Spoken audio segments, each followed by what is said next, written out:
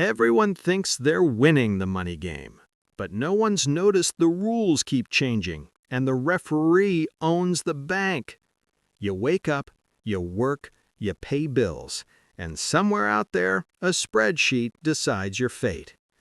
Welcome to the world's biggest financial experiment, starring you, the unpaid lab rat. You know what's funny?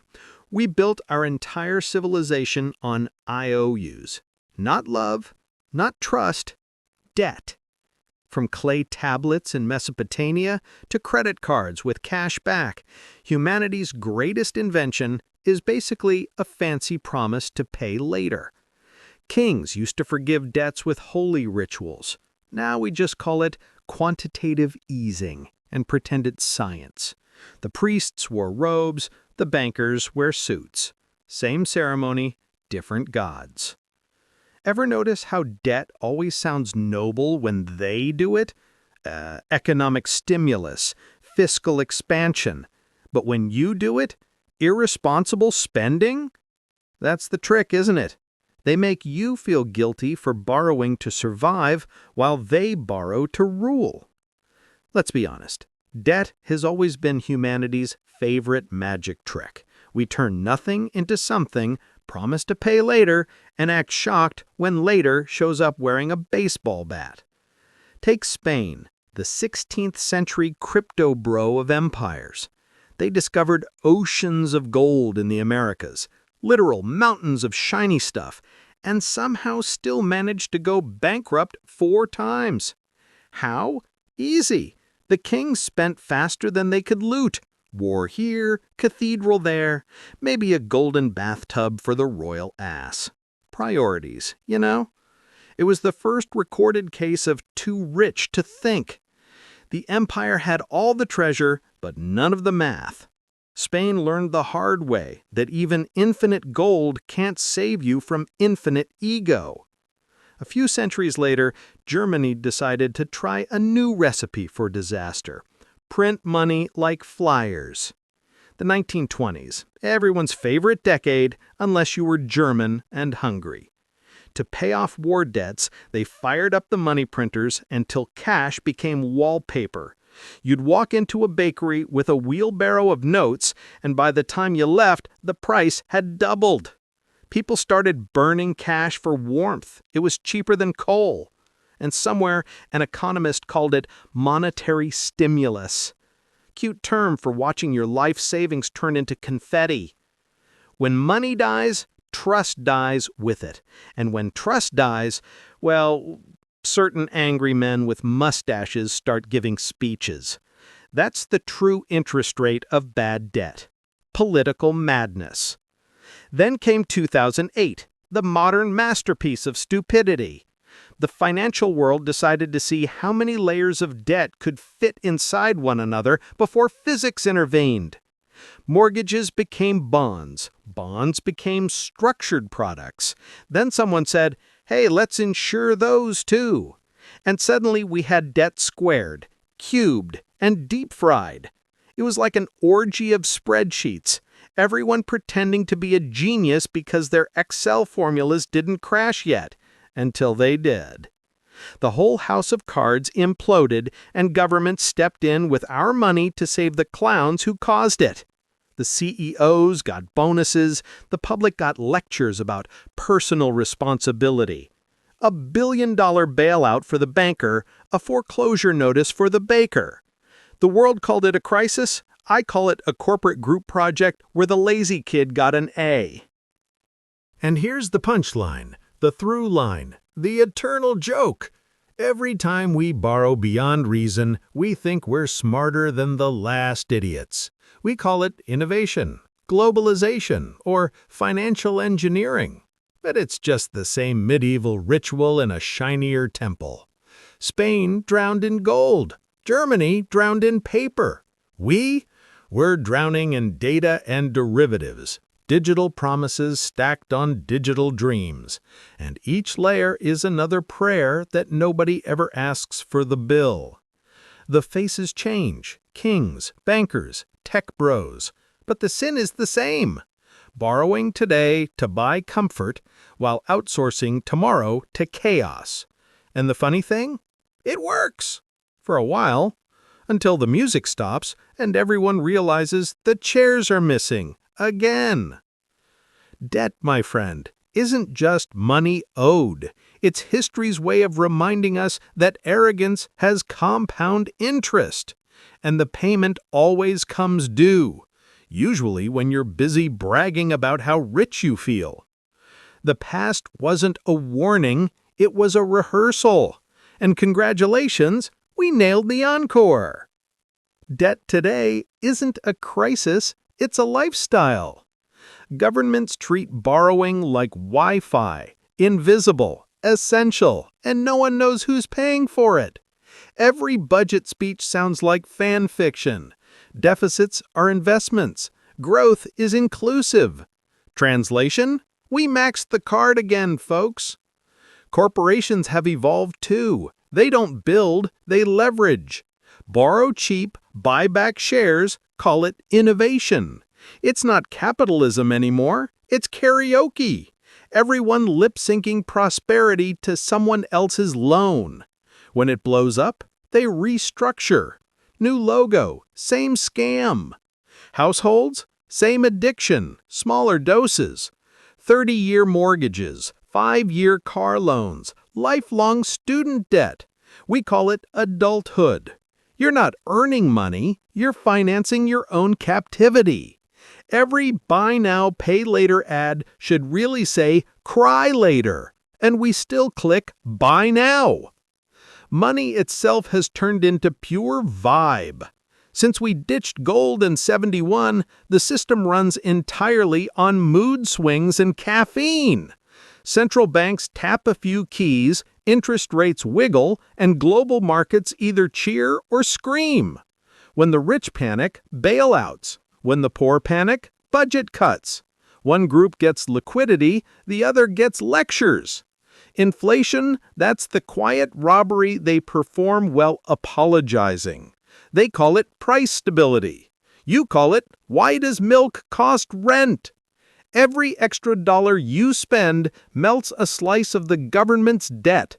You lose purchasing power, they lose guilt. Win-win, right? Meanwhile, risk has become a subscription service.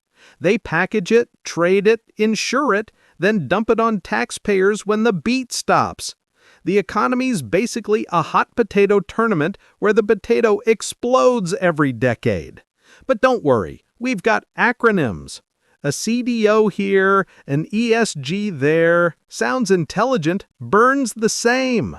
The real fuel? Shame and amnesia. Shame for you, for missing a payment. Amnesia for them, for causing the mess. You take a loan at 18 to invest in your future. Decades later, you're still paying for that optimism.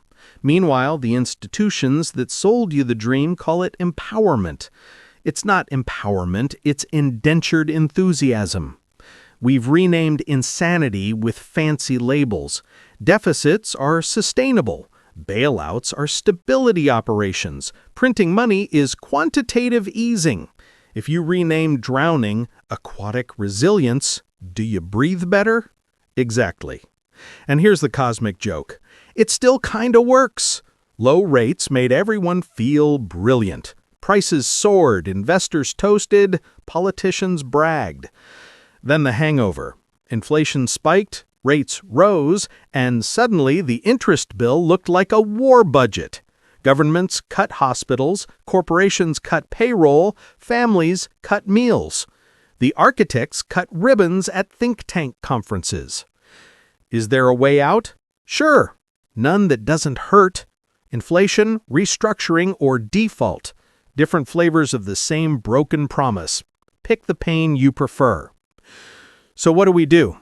First, stop pretending debt is neutral. It's a weapon with a smiley face.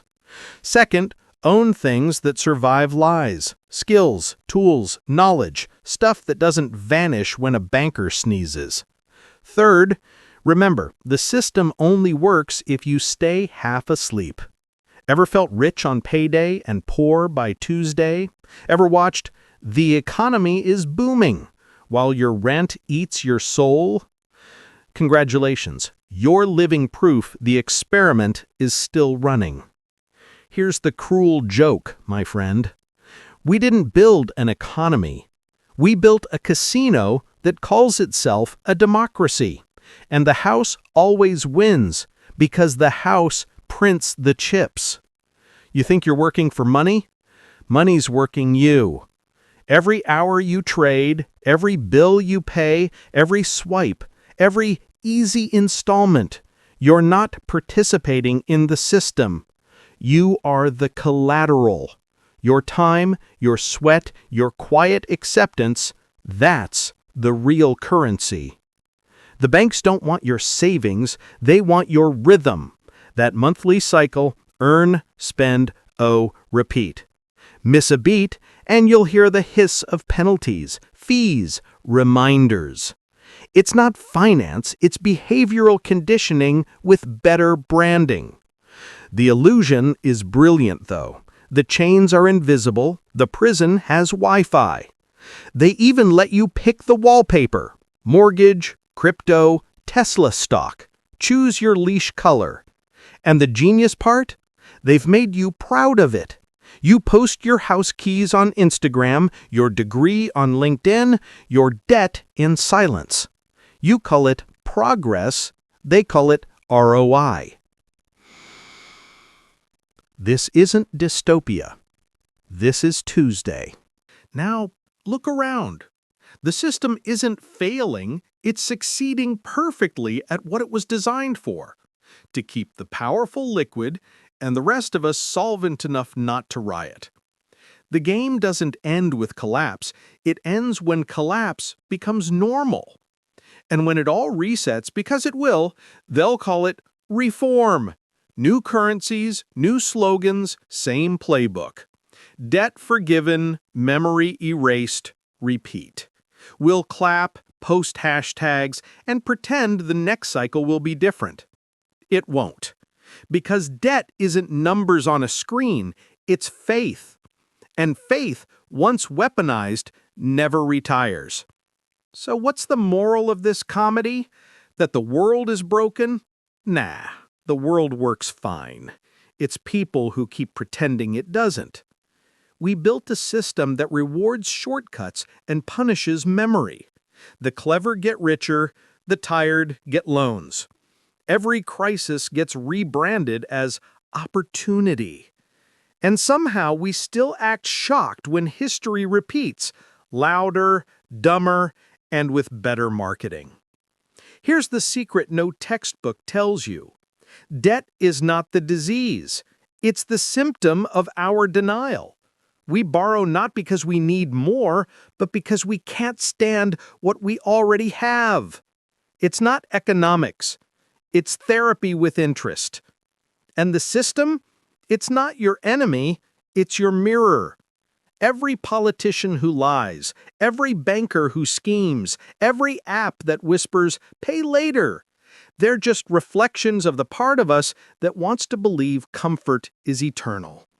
So yeah, we'll keep borrowing, we'll keep blaming, and we'll keep waiting for someone else to declare a jubilee because facing the truth feels harder than refinancing it. But maybe, just maybe, there's power in seeing the game. When you stop worshiping the scoreboard, you start noticing who built the arena. You can't burn the system, but you can stop feeding it your sanity.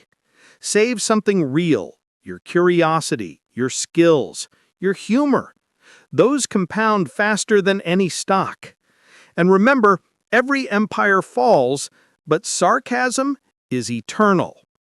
When the markets crash, someone's still gonna tweet, "Well, guess that MBA finally paid off." That's the beauty of being human. We can choke on disaster and still make a meme out of it. Life, my friend, is just one big debt cycle. Moral, financial, emotional. The trick is to know when to stop paying interest on bullshit. Life's simple. The faker you act, the richer they get. But hey, that's showbiz, baby. Subscribe. Maybe tomorrow we'll finally learn how not to get played. Or at least laugh better while it happens.